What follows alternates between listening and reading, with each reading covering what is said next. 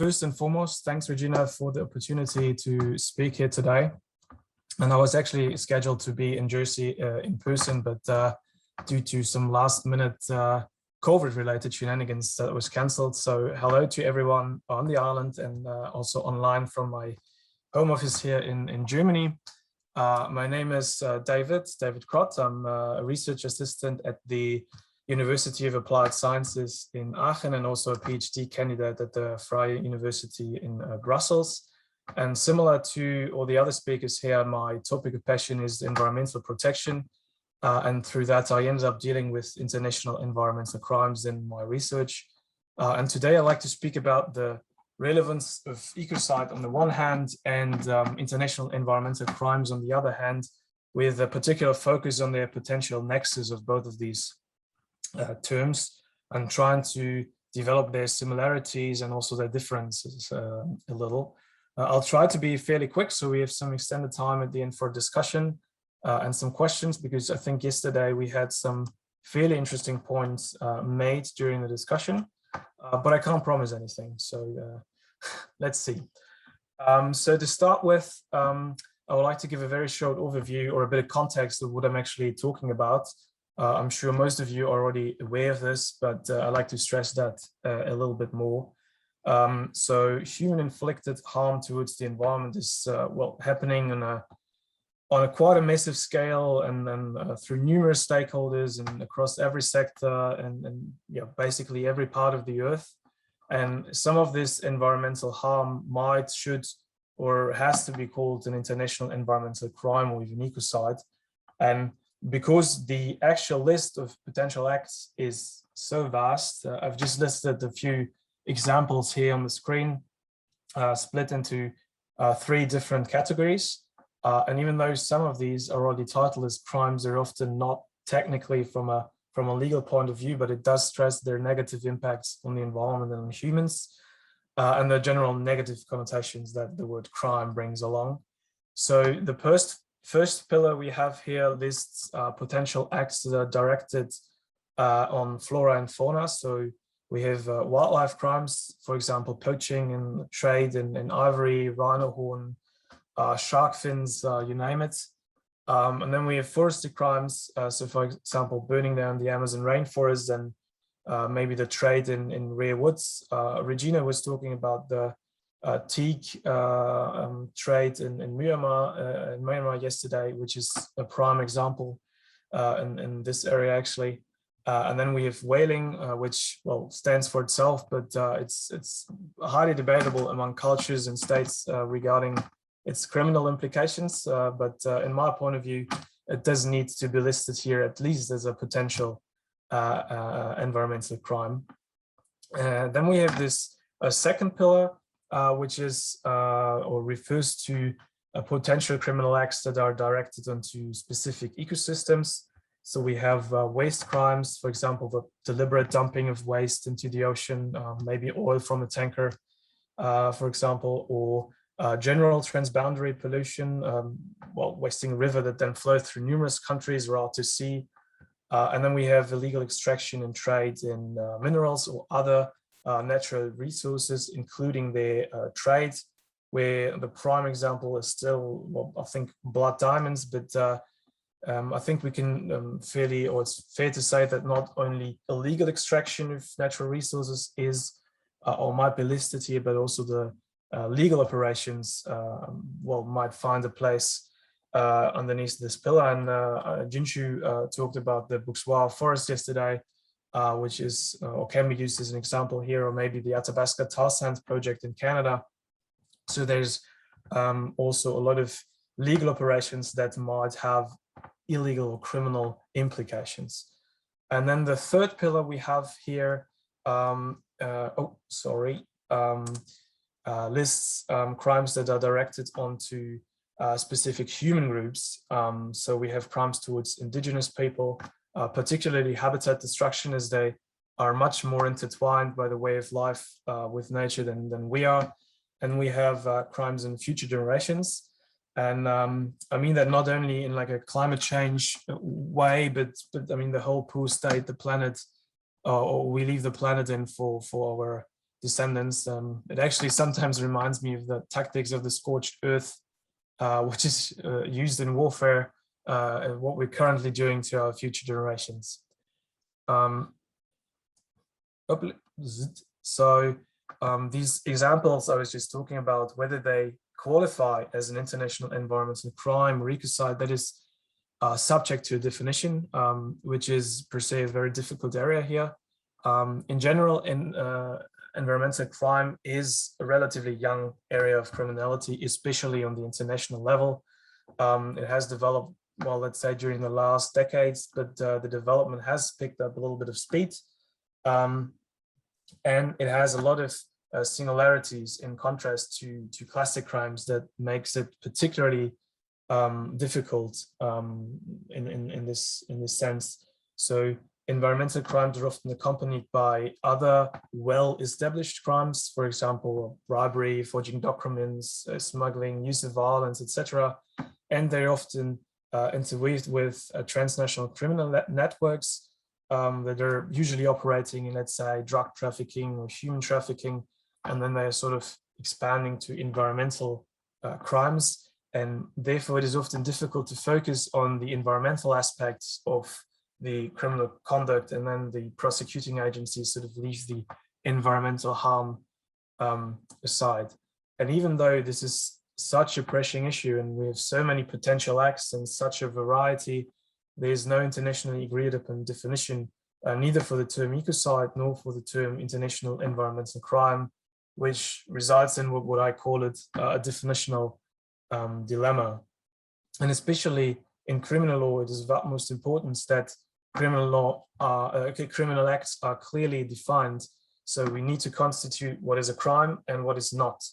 And that neither of these terms has been equipped with a definition creates well, a dangerous vacuum, that it sort of leaves a lot of leeway for criminals or potential criminals to operate in. Though it is important to note here that there is no definition for these terms. There's just not one resilient, agreed upon one, which by the international community of states that can be reliably used to work with. So it might be better to say that there is no reliable, resilient definition of both of these terms in place. So let's first have a quick look on the crime of ecocide. In general, the term is reserved for the most heinous acts on nature. And we actually discussed at the founding conference of the International Criminal Court in Rome back in 1989, I think. But it was later then cut out of the document. And this is the idea of ecocide is not new. It was sort of forgotten for a while, but now it has made a fairly strong comeback in the last years. It receives growing attention and also a growing popularity. But still, there's no agreed upon definition out of the various suggested ones. But this development of ecocide definition has actually made a major step forward when an international expert panel led by Professor Sands has suggested a concrete definition of ecocide in the light of the Rome Statute, so that ecocide would be listed as fifth crime or as fifth international crime. That was, I think, in June or July this year. And this definition refers to ecocide as unlawful or wanton acts that are committed with knowledge that there is a substantial likelihood of severe and either widespread or long-term damage to the environment being caused by those acts. And without digging deeper into this definition, the usage of indefinite terms such as severe, widespread, or long-term shows that only significant environmental harm will be covered under this provision. So I like to say that we have to be careful not to create a tiger without teeth, similar to the other ecocentric provisions or ecocentric provision in the Rome Statute, which is Article 8.2b 4 of the Rome Statute, that prohibits environmental harm during warfare as part of the war crime provision, and it has an extremely high threshold, which I think it's fair to say that it probably will never be reached, and we have to be careful that ecocide does not follow this fate. in the light of Claire's suggestion from yesterday to have an international ecocide provision in addition to domestic ecocide provision, it is actually, yeah, well, worthy of support, I think. So now let's have a closer look on what is behind the term international environmental crimes, because even though ecocide is always in the focus of attention, it is wise not to forget about the base of ecocide. So basically everything that follows under the threshold or beneath the threshold of ecocide. So in contrast to the ecocide provision, where concrete definitions are existent, the expression international environmental crimes is actually much more vague. So it's often only used as a very general term, a collective term, or respectively an umbrella term without a very sharp delineation. And a broad understanding includes, for example, well, threat finance from the exploitation of resources. We have money laundering and tax fraud. So we have like white collar crimes that sort of are put in with international or put underneath the term international environmental crimes. And sometimes the approaches to this are, or most of the approaches are anthropogenic, so focusing on the human harm resulting from environmental destruction, whereby ecocentric views in this sense, such as the ecocide definition I was referring to earlier, are less featured. And this disregard of the environment or like focusing everything around humans makes it almost, well, let's say like a second-class environmental crime. And without suggesting a precise definition or anything, international environmental crime might refer to everything that harms nature or the environment by human conduct, and that is not justified by any particular law or situation and is performed with intent or recklessness. So trying to exclude the white collar crimes out of the term international environmental crimes. So now we've sort of spoken about both terms and questions very briefly. But still, where's the nexus or their link?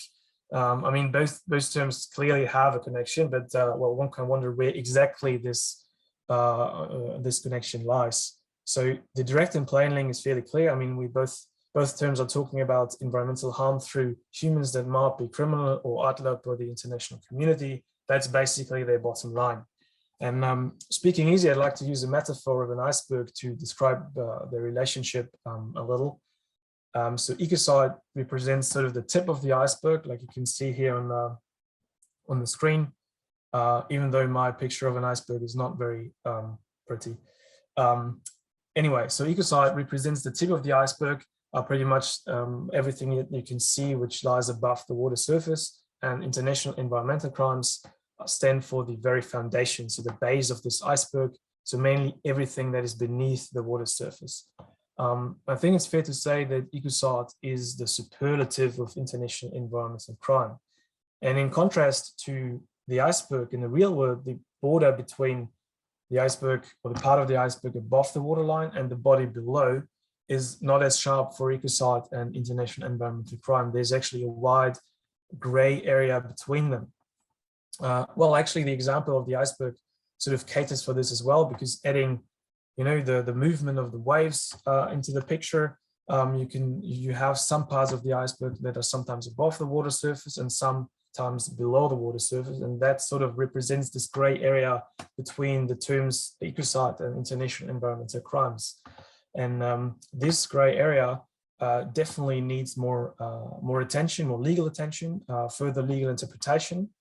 And despite this new definition that was suggested by the expert panel, the usage of indefinite terms such as severe or widespread, long-term, they're still fairly vague, and they still need more development to be worked with on a international level. And this gray area is what I call, or what I would call the threshold border. And the decision what surpasses the threshold border is that's the balancing act between this gray area. It is, for example, suggested that the Deepwater Horizon explosion, which I think happened in 2015, where the Gulf of Mexico was polluted with crude oil, and numerous neighboring countries were affected, reached the threshold of an ecocide and actually can be named an ecocide. And in contrast to that, an also popular example was the Norilsk oil spill that occurred in 2020 in Russia, where a lot of diesel oil leaked into the fragile Arctic ecosystem, or the waterways of the fragile Arctic ecosystems, and then out to sea. And there was a fairly wide area was polluted. But there it is very debatable whether it can be called an ecocide, because, well, because there's not much data available that comes out of Russia, and it was actually also not called in, that incident, for quite a while. And also, I mean, it just happened in Russia, and there was not a lot of countries affected, but the diesel oil leaked into, or lately leaked into, the sea, so there might be some international implications. And this problem of scale is not the only problem of international environmental crimes, because they're often viewed as in a bulk. So the cutting and burning down of the rainforest in Brazil is often referred to as an ecocide, but it's not really one act that can be prosecuted. I mean, it's like thousands and thousands of single acts by thousands of stakeholders that then multiply, and one single act would probably not reach the threshold of ecocide. And even though that combines, or all these acts combined, we're facing a massive environmental harm, it's fairly hard to say that, well, we have an ecocide, or we have an ecocide that can be prosecuted under international law. And to further develop this gray area, to close it off to the bottom and to the top, there's definitely more legal development needed. This development can come from case law. Once ecocide is an actual Rome Statute crime, maybe in a few years, and it comes from scholarly development and judicial development, and also, following Claire's suggestion from yesterday, again, from domestic case law, once more countries actually include ecocide in their legislations and create case law regarding ecocide provisions. Another question that is related to this issue regarding the threshold border problem is how and where these acts should be addressed in a legal entity. The expert panel suggested Article 8 ter of the Rome Statute to include ecocide in the jurisdiction of the ICC. But what happens with the relevant crimes that stay below the threshold border or are rejected by the ICC? And this morning we've heard about the International Environmental Court, which might be just potentially the legal entity which could address these lower class environmental harm. Sometimes the ICJ has even suggested the International Court of Justice, even though it's not a criminal court. Maybe we can turn to domestic courts, although I think only 10 to 15 countries so far have an ecocide provision in their legislation. And often domestic jurisdiction are, well, let's say not so well developed and sometimes weak and also open to corruption. So I'd argue that maybe the international, or it's safer to bet on the international level, because I mean, lately we're speaking about the global international problem, because the environment is sort of our all of our problem. So another solution might be other international courts, so not the ICC, but maybe regional tribunals or ad hoc courts that might turn to these international environmental crimes. So I think that I have already talked way too much, and I should come to an end now. Well, I set out to explore the terms ecocide and international environmental crimes with a particular focus on their nexus. And to summarize in short, we do have two terms with no agreed upon resilient definition and no sturdy distinction, whereby the clear nexus lies in the nature on potential criminal acts harming the environment, whereby ecocide forms the top of the pyramid in this environmental criminal area, and international environmental crimes are used to describe the lower class environmental harm that does not reach the threshold of a fully grown ecocide. while still there is some, a distinguished delineation missing, and there can only be developed via case law and further judicial development. And what is important just to say here, maybe that there should not only be a focus on ecocide. This is what I see a lot, that the focus is turning onto ecocide, but a close look onto international environmental crimes, so the level below is at least similar apparent. So, well, again, I've talked too much. Thanks for listening. And I think I give the floor back to Phil and Regina to open the discussion section.